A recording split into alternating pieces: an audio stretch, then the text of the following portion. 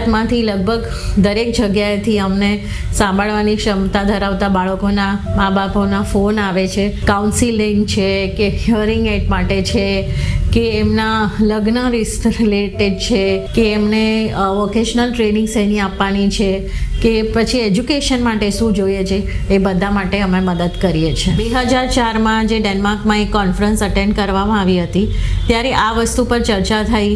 ત્યારે મને પૂછવામાં આવ્યું કે ભારત દેશમાં OAE એટલે કે નિયોનેટલ સ્ક્રીનિંગ કેટલું કરવામાં આવે છે. ત્યારે મારી પાસે એનો જવાબ ન હતો. તો એ જવાબ લઈને હું જ્યારે અમુક ડૉક્ટર્સોને અહીંયા મળવા ગઈ ત્યારે એમણે કીધું કે ગવર્મેન્ટમાંથી તો આ વસ્તુ કમ્પલસરી નથી, તો આપણે આ કેવી રીતે કરી શકીએ. અમે આ જોશ ફાઉન્ડેશનની શરૂઆત કરી. પહેલાં અમે અવેરનેસ પ્રોગ્રામ શરૂ કર્યા. ધીરે ધીરે અમે ઇવેન્ટ કન્ડક્ટ કરવા માંડ્યા. અને જ્યારે ઇવેન્ટમાં જે છોકરાઓ પાસે ટેકનોલોજી નહોતી એ છોકરાઓને અમે એક પ્લેટફોર્મ પર લઈ આવ્યા. ત્યારે જે એમના પેરેન્ટ્સ હતા એમનામાં ક્યુરિયોસિટી વધી કે આ બાળક છે ને સંભળાય છે અમારા બાળક જ જેવું, પણ એની પાસે ટેકનોલોજી છે તો કેવું સારું બોલી શકે છે.